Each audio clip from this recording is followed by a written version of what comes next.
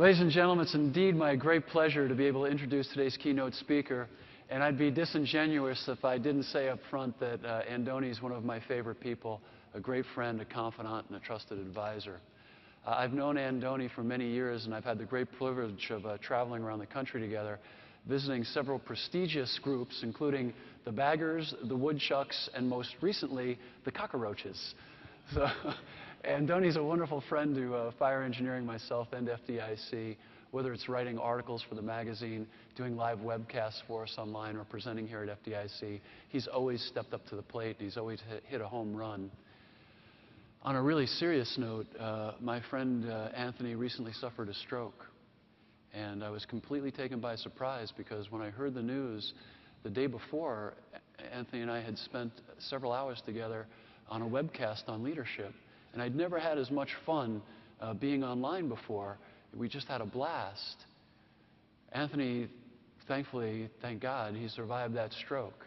But he had to endure several tedious days in the hospital and numerous medical procedures. But he came through, and according to his brothers and family and his beautiful wife, he's better than ever before.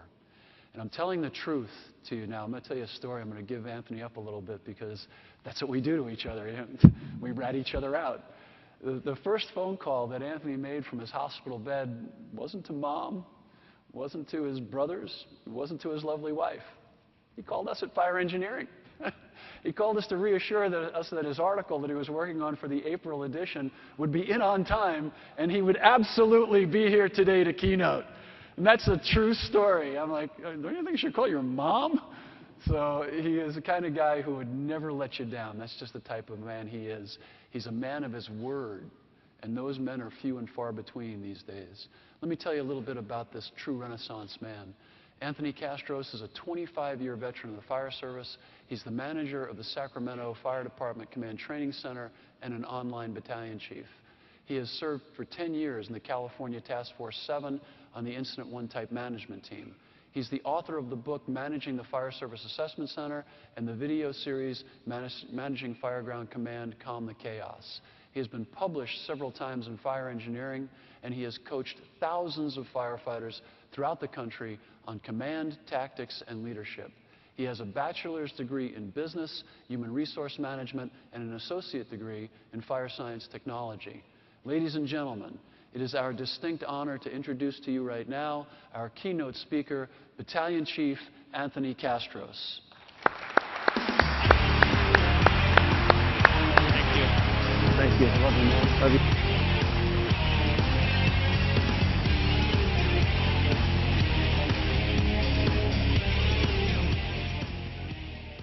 Thank you.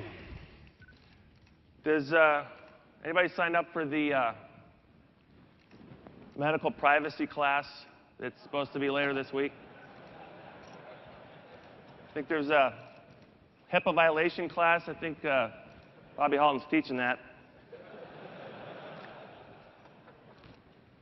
Bless his heart. Thank you very much. It is such a privilege and honor to stand before you this morning. Truly it is. And it's a humbling experience on more than one way. Proverbs 27:17 says that as iron sharpens iron, so one man sharpens another. We're here to sharpen each other this week. That's what FDIC is all about, right? Leaving sharper than when you arrived. I would like to thank the Fire Engineering and Penwell family. You have set the stage for training our service and moving us into the future. As firefighters, we grow up being told that we'll never see as much fire, work as hard, or live up to the reputation of those who came before us. Ever heard that before? Kind of like what the truck tells the engine every day. We repeat that mantra to the next generation, one recruit class at a time. Now, while we rightfully celebrate and honor the past, we seemingly limit the potential of the very recruits of whom we're trying to inspire, and thus limit our own future and our own legacy. It's the equivalent of looking in the rearview mirror instead of out the windshield while you're driving. So today we're going to talk about this time, this season, because this is our time. Each generation seems to rise up and be defined by the sentinel events around them. The great generation are those who were defined by World War II, like my father. He was an Army Ranger in the Pacific. He earned a Bronze Star for his efforts at the Battle of Cabanatuan, in which he and fellow members of the 6th Ranger Battalion rescued 492 members of American POWs on January 30th, 1945. To date, this is the greatest American military rescue mission in history. Now, incidentally, I have a little sidebar for you. Father Carney, when he was up here speaking, you may have noticed a little pin on his lapel. That little pin was for a Bronze Star that he received for his efforts in Vietnam. By the time the Rangers trekked the 30 miles past enemy lines to perform the rescue at the end of the war, the POWs, many of whom survived the infamous Bataan Death March, were abandoned. They were left starving and were all sure that they would die in captivity or be killed trying to escape like so many of their comrades. It did not matter to these Rangers the risks that they faced. They were prepared, forged like iron, sharpening each other, just like we're going to do this week. They believed in the service and mission to others. A few short years after the war, our dad was working at his grocery store when a man he didn't know sat in a car in the grocery store parking lot. After noticing the man sitting and staring for hours, my father approached the man. He said, "Can I help you?" The man asked, "Were you in the Pacific at the end of the war?" Dad said yes. The man asked, "Were you part of the 6th Battalion Rangers that rescued the POWs there from the Cabanatuan POW camp?" Dad said yes. The man's eyes grew full of tears. His voice trembled, and he said, "You carried me out because I was too weak to walk. I found you so that I could thank you." My father didn't require thanks, just like you don't. He understood what it meant to not leave a man behind, just like you do. The great generation was prepared to answer their call and their challenges, and we are here to meet ours. The American Fire Service is facing a new normal, aren't we? New normal. And it's redefined daily. The baby boomers are now retiring. Our own war-hardened veterans are leaving in droves after the war years in 9/11. Some question the resolve of this generation, heads down and texting. Some forget that in the wake of 9/11, many Generation Ys enlisted in our armed forces and spent years in Iraq, Afghanistan, or any number of countries overseas to protect our freedom. Once again, soldiers are now returning and entering the fire service and ascending up the ladder, having honed their exceptional leadership skills in the military. We at Sacramento Metro Fire are blessed to have many veterans among our ranks, and they're moving up the chain of command. So, if you're a veteran, please stand so that we may thank you. Stand so we can thank you.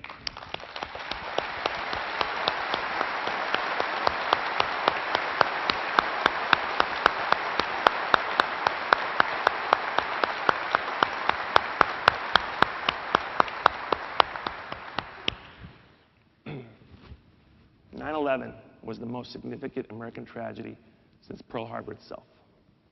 Many in this room lost brothers, cousins, uncles, husbands, and fathers, both figuratively and literally. All of us lost heroes. In many ways, 9/11 has defined us in this time as a fire service in America. Our own urban search and rescue team, Task Force 7, was dispatched from Sacramento, California, to Ground Zero on September 11th as part of the FEMA USAR National Response. We too lost friends as well. Brothers we lost were from FDIC West we met or through the National USAR system. I will never, never forget the feeling of seeing Bobby Athanas alive. He's from Rescue 3 in FDNY. I'll never forget seeing him walk out of that tent.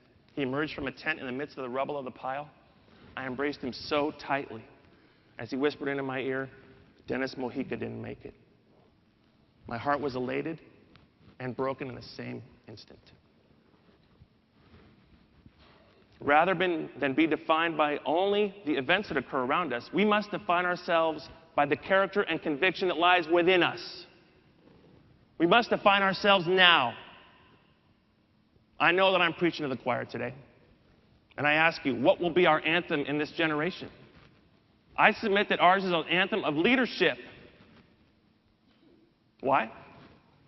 Because the need for fire service leadership has never been greater than it is right now. And because all of you, all firefighters are leaders in the public's eye, every one of you. They don't know what bugles and helmet colors mean, but they know what leadership looks like. It looks like you. Whether career or volunteer, you are a leader if you wear a badge and swore an oath. And your professionalism is not determined by your attitude. Your professionalism is, determined by your attitude and your behavior, not your paycheck. Not your paycheck. A lot of volunteers in this room, a lot of professionals. We have the opportunity in the weeks to come to infuse the American Fire Service with action. Look around the room. Some 30,000 of us will be here this week. This week, you will meet instructors, fellow students, and Jakes from all around our great nation and other parts of the world. Use this opportunity to spring into action. We're going to break this down into 3 simple leadership points. And just because we as firefighters have a short attention span, we're going to make it real simple. 3 simple points. We're kind of like that dog in the movie Up. Squirrel. Beer. Food. So number 1, this is our time to restore hope to America. Our time to restore hope to America. We're really great at celebrating and honoring the past and our heroes, and with good reason. They make us who we are, and as we heard last year from Chief Van Dorp, we stand upon their shoulders. Awards like the Ray Downey Courage and Valor Award and the Tom Brennan Lifetime Achievement Award are aptly named for such icons. But we don't need tragedy to tell us who our heroes are. Don't need tragedy to tell us who our heroes are. Ray Downey Jr. said it so well. He said it so well. He said this: I didn't need September 11th to tell me who my hero was. Monsignor Brendan Rorden said from the pulpit during Chief Ray Downey's funeral, how often we have decried our children no longer have any heroes. How blind of us not to know that the heroes have been around us all the time. After the war, our dad became a volunteer firefighter. He held this position in the same esteem as his service overseas. I'm the youngest of 6 children. Both of my older brothers became career firefighters and have since retired, representing 77 years in the fire service. They raised me in 1970s firehouses. Learned a lot of stuff. They are my heroes. They're here today, and I would like to ask them to stand and thank them for their service and example.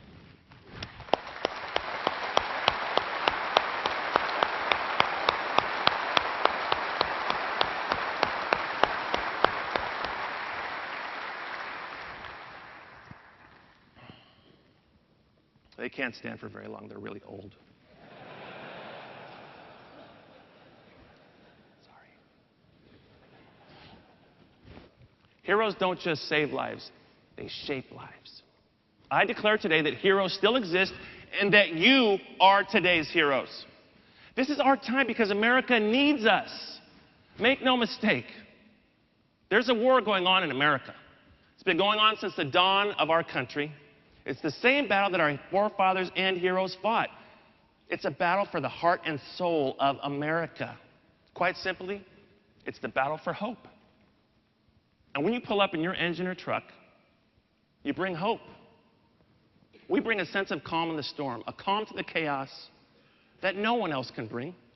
Our armed forces, by the grace of God Himself, fight the front lines overseas. Yet we fight a domestic enemy one run at a time. And I'm not just talking about the ones that make the papers, like the terrible tragedies of the last week and a half. I'm talking about the stuff you do every single day. The front lines are your first 2 areas. And let's face it, when people see the cops coming, they usually run the other way.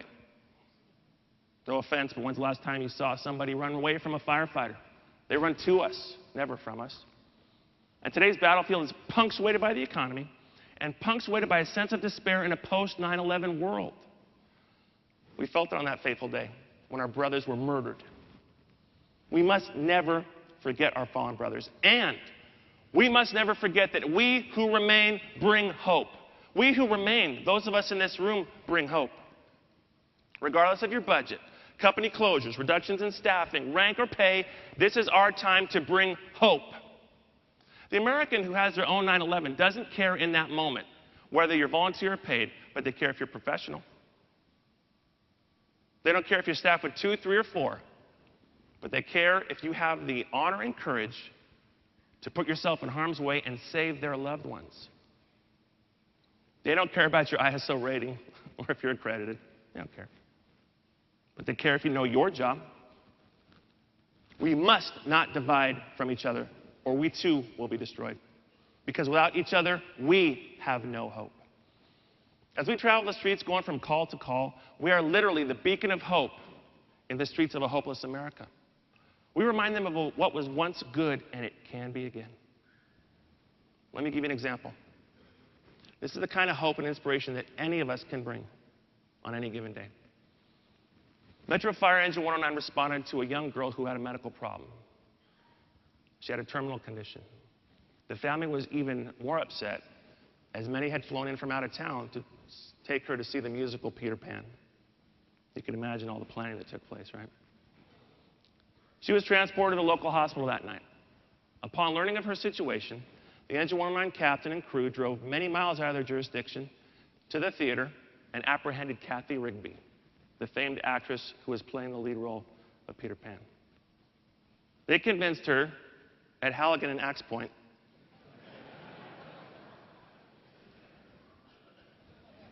to join them in costume and travel across town to the hospital to visit the young girl in her hospital room. They couldn't save her life. They couldn't. But they changed her life. They restored hope.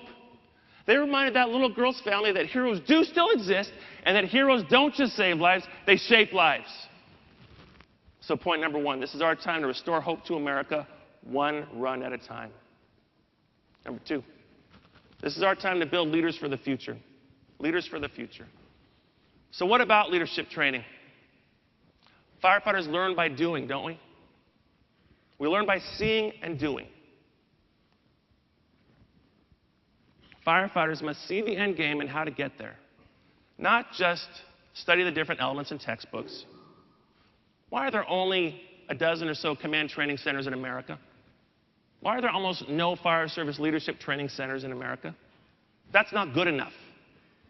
Why do paramedics have a semester of didactic training, weeks of clinical hospital hands-on training, and months of internships with a preceptor, while our officers are thrown in the seat after a one-day testing process?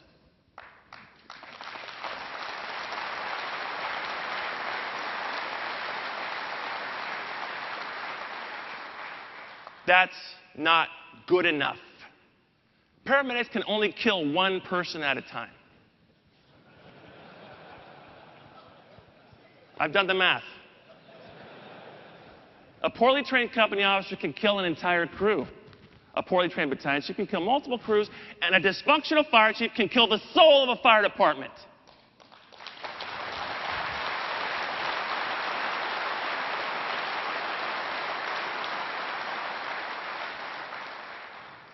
Why don't new company officers and chief officers have internships with mentors who ride along with them for the first month? Not good enough. And don't tell me it's because we don't have the money. We don't have the money. Where there's a will, there's a way. We will spare no expense or effort for a funeral, whether by fireground mishap, heart attack, or cancer. Yet training leaders to prevent funerals, injuries, and fireground mishaps is practically non-existent. That's why you're all here, because you don't get it at home. That's not good enough.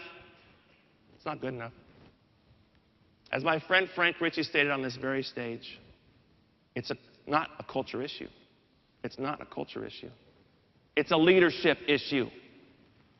Blaming our leadership pandemic on culture is a way of romanticizing our tragedies and emboldening our egos. That's not good enough. Don't believe we need more leadership training? All right. When's the last time you spent 4 hours in a commander tactical simulator? No. When's the last time you did a drill on fireground communications? When's the last time your BC conducted a drill with smoke and mannequins in a center hall apartment building with a tactical training channel, water flowing, and everybody on air? Because he wanted to and knew it needed to be done, not because it was told to him or scripted by the training division. Don't think it's possible? Not good enough. When's the last time you did a counseling exercise for a new or aspiring officer? They deal with conflict every day. When's the last time your department taught company officers how to write? How many of your organizations have actually formalized mentoring or succession planning? How many have training academies for engineers, company officers, and battalion chiefs? While important, and here's the controversial statement of the day, while important, we should not have more white powder, WMD, terrorist liaison decontamination training than leadership training.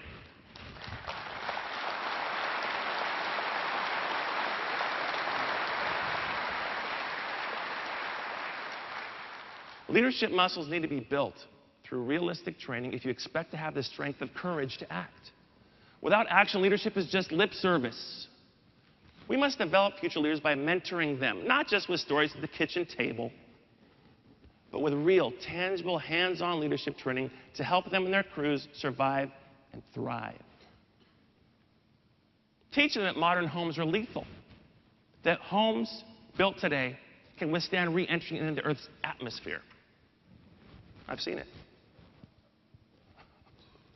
Really? Does that happen? There's a class. Look in your brochure.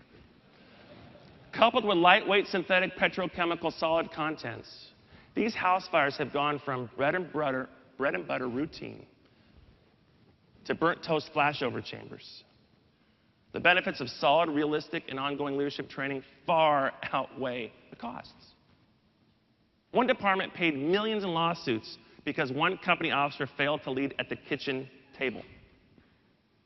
The department lost even more in poor public image and political damage.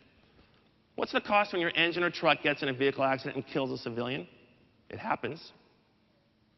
What's the cost when your troops abuse sick leave? It happens. What's the cost when they fail to find a victim due to poor training? It has happened. These are leadership issues. What's the cost when your command and tactical frequency traffic is subpoenaed? Your command and tactical frequency traffic is subpoenaed. And a jury hears a dysfunctional, chaotic, and clogged radio channel in which a civilian was not located or a firefighter was injured or killed. It's a leadership issue. What's the cost when your department training records are subpoenaed? And the topics of conflict resolution, communication, and leadership are lacking. Or the topics of command, fireground size up, accountability have no hours logged. What will you tell the jury representing the family of a dead child when they ask how much simulator training the company officers and incident commander had? Airline pilots are required to take 4 days of simulator training annually, yet we have no such mandate. Leadership and simulator training in the military is world class, yet for us, it's an afterthought. That's not good enough. Our leadership training should be the envy of other industries, not the other way around. Leadership training. Don't think it's possible? Please, please make it possible. The old adage, an ounce of prevention is worth a pound of cure, holds true. So number 2, this is our time to build leaders for the future. And finally, number 3, this is our time to never give up. Never give up. Training does make a difference. As much as each of you have sacrificed to be here, the hard part is not coming to FDIC. The hard part is bringing FDIC back home, isn't it? The challenge is not in leaving here motivated. The challenge is transferring that motivation into a real difference on the street. While you have each made the trek to be here, some recliner snipers back home are just waiting to see you come and try and train, or heaven forbid, try something new. From the comfort of their recliner, they will snipe you with comments like, "That'll never work." "Why should we try that?" Or they'll obsess about the fire chief. To the recliner snipers of America, I say this: spend less time worrying about the chief's job and spend more time doing yours.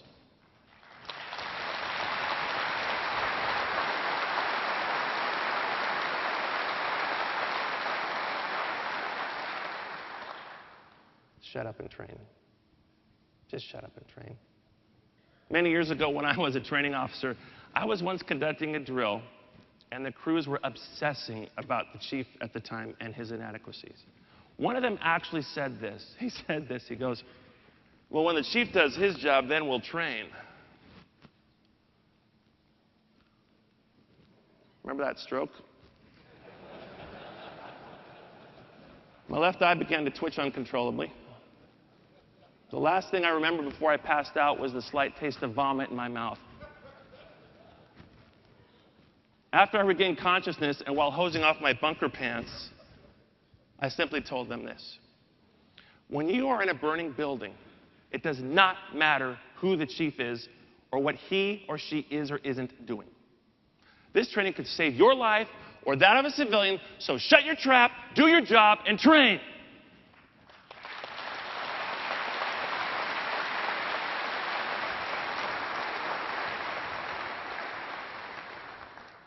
Remember, practice saves seconds, seconds save minutes, and minutes save lives.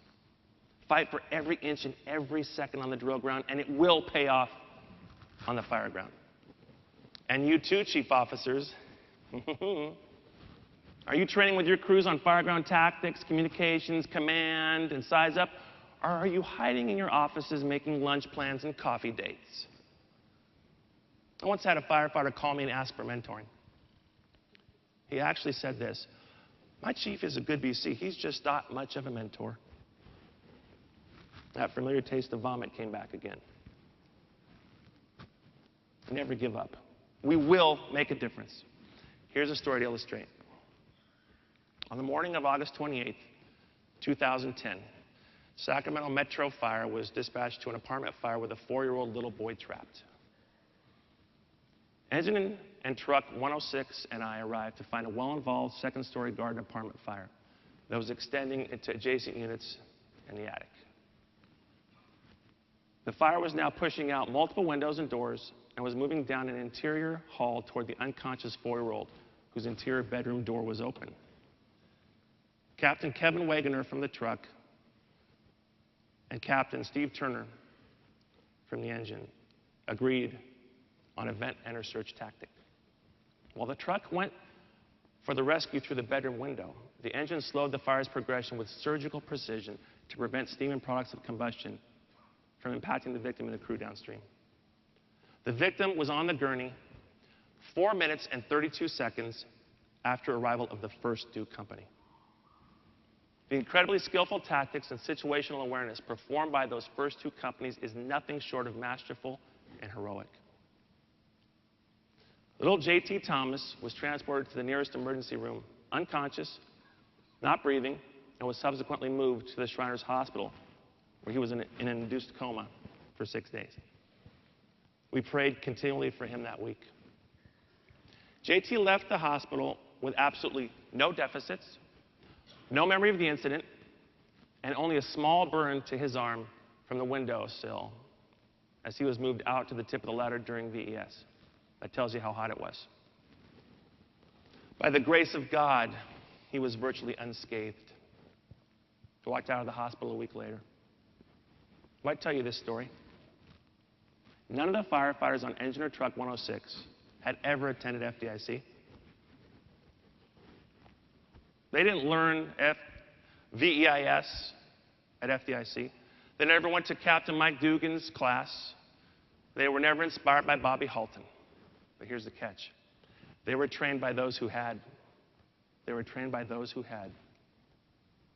The training taken back from FDIC by dedicated trainers like you made the difference that day and saved the life of a 4-year-old little boy. When God serves you a slow ball over the center of the plate, you better be ready to hit it out of the park. Never give up. A policy wasn't changed. A budget wasn't increased. Politics didn't matter. They were simply trained. That's what makes the difference. That's what matters. Training. Show me a company that has high morale, and I will show you a company that trains. Training is nectar. It releases the same endorphins as being on a fire. That's why morale is so high after a fire. It's a scientific fact. Endorphins are released, which improve mood, stamina, energy, and decrease fatigue. The more realistic your training, the greater the troops will feel. So number 3, this is our time to never give up. In closing, 2 Corinthians 6 captures the struggle and the resolve that defines us as firefighters, which transcends the generations. This is over 2,000 years old. See if it sounds familiar.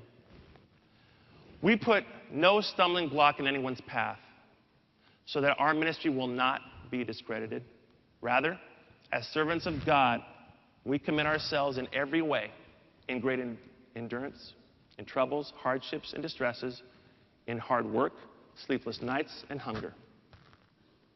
Through glory and dishonor, bad report and good report, genuine yet regarded as impostors, known yet regarded as unknown, dying and yet we live on, beaten and yet not killed, sorrowful yet always rejoicing, poor yet making many rich, having nothing and yet possessing everything.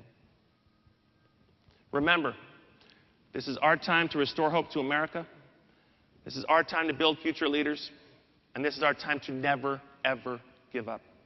God bless you and your precious families, and God bless the American Fire Service. Thank you.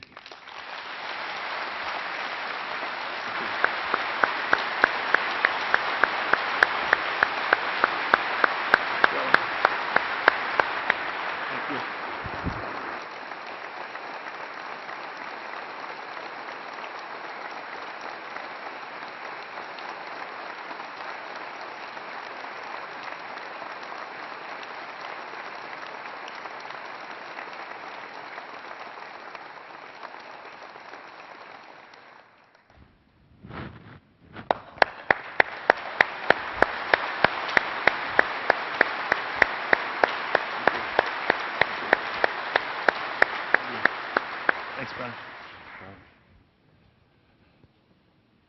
Whew. How'd we do? Well, I wanted to thank you all for being here this morning. I wanted to thank everyone for their kindness and their support. This is the greatest conference in the world. You just can't say enough about it. I know we're going to do God's work this week as we train and drill. Remember tonight, the Fool's Bash is out on the streets at about 7 o'clock following Chief Norman and Chief Bernasini's Unplugged session. I heard a rumor that they will have some adult beverage. So please imbibe. Also, if you would please, the stair climb is still taking firefighters' names who would like to climb on Friday at 1 o'clock and recognizing the fallen of 9/11, and that's still available. The White River State Park, Thursday night, I know I'll see you all there to run with us in the 5K fun run. You also can walk, so please come out and join us on Thursday evening. We'll start around 6 o'clock. Stop, Drop, Rock and Roll will follow that right after the fun run. So we've got a really full week. It's a really important week. Please have a great day, and we'll see you all here tomorrow morning at 8 a.m. God bless you, and thank you for coming.